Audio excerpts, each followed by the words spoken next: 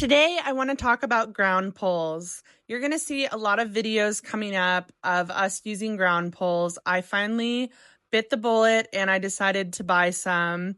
I ended up buying wooden fence posts. They are 10 feet by 4 inches and 10 feet by 5 inches. And I ended up choosing to buy the wooden posts, and I'm going to make my own ground poles because it's a lot cheaper than spending almost $2,000 on ground poles. And I'm not kidding. That is literally how much they cost if you go online. The steps to make ground poles, which I'll put all into another video, is you first obviously buy the poles.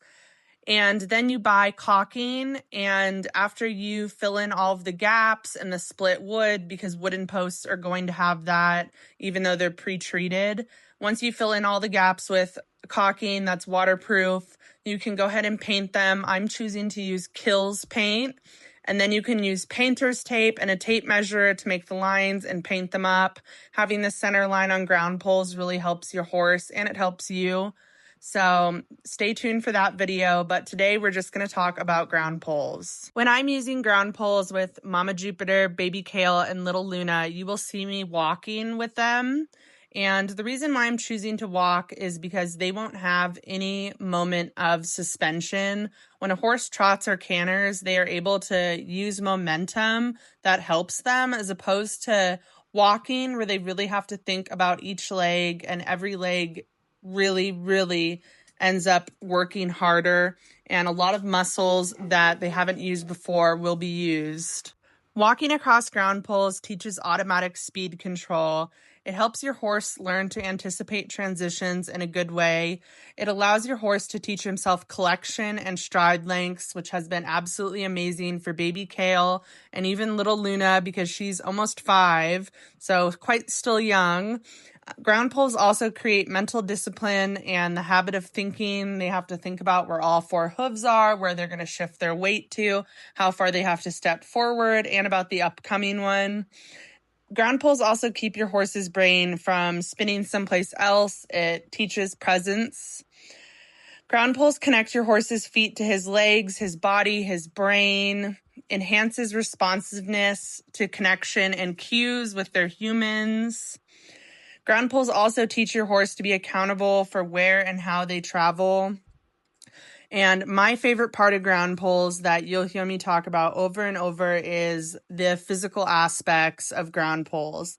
Not only do ground poles increase balance, but they also help build symmetry, spatial, physical energy. And for those of you who ride, they also help with the top line, which is super important for when you're getting on a horse.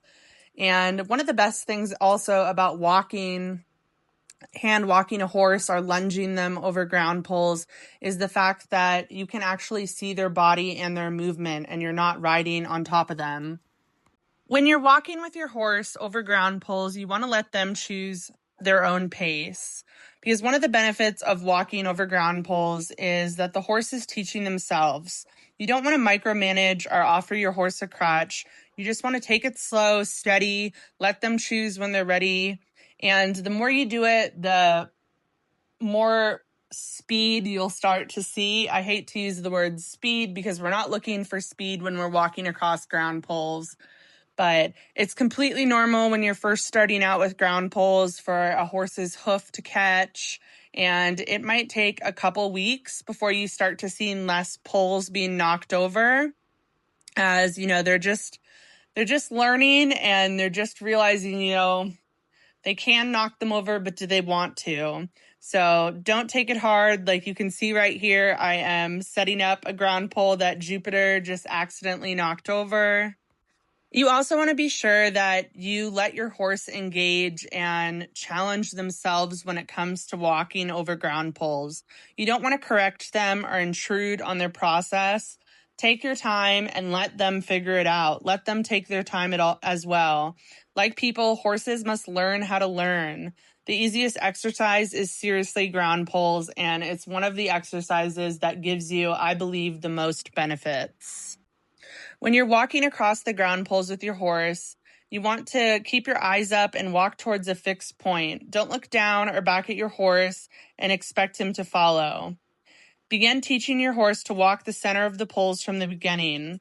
That means you stay off to one side so his feet pass over the center, not to yours. If his leading skills are rusty, work on that at first. Don't pull or correct. With every new maneuver or exercises, horses get participation awards just for showing up. You will see in some of my videos that baby Kale does stop. And when he does stop, because he's so young, I do encourage him to walk forward. So I'm a little bit contradictory on what I'm saying with him, because he will just stand there and he'll choose not to participate sometimes because he's a baby and, it's tough for him. After baby Kale does ground pulls, he is so mentally exhausted. It's really, really crazy how tired he gets from doing ground pulls. And it's just a walk, and we do them typically 7 times. There and back I count as 1, and we do that 7 times every other day. And after his session with ground pulls, he will just stand there and relax. I typically do him first, and then I do Jupiter, and finally little Luna. Because when I do little Luna, because she's a 41-inch pony, I do have to shorten the stride length for her. So it's easier to do my 2 larger horses first and little Luna last. One of the best things about ground pulls is that each exercise lays this foundation for any discipline, whether it's dressage, show jumping, barrel racing, or even just a pasture horse that you don't ride. It is just so good for them, and it really helps them stretch, work certain muscle groups, and it encourages your horse to engage their hindquarters, side muscles, build their top line, and elongate their stride, all while improving rhythm and balance. If your horse tends to rush forward, pull work is a great way for teaching them to take things slow and be more in control of their body. In this video, you'll see that I have both blocks and risers. Both are from the brand Jolly Pets. Yes, they also make the Jolly Balls. And I wasn't sponsored or anything. I bought these myself, and I really like the blocks. I think they're a lot better than the risers. The risers just get knocked down so much easier, even just with a small tap.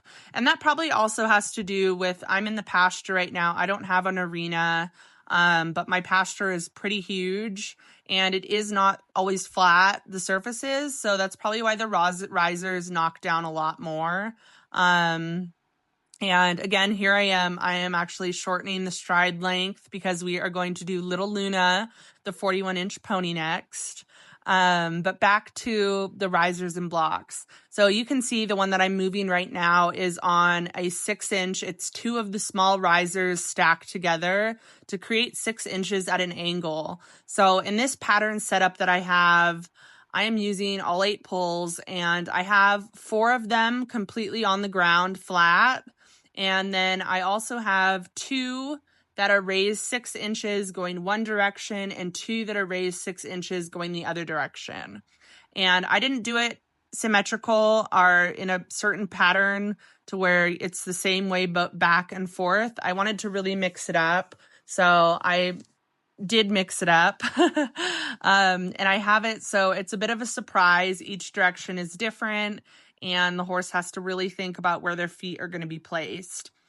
And having these uneven pulls is so good for a horse having to lift their legs up at different times. And throughout this video, if you go back and you watch about when the pulls do get knocked over, you will notice that it's almost always typically the same spot for each one of my horses is different. Little Luna. And there goes the riser. And for her, this is the toughest because, she has little feet.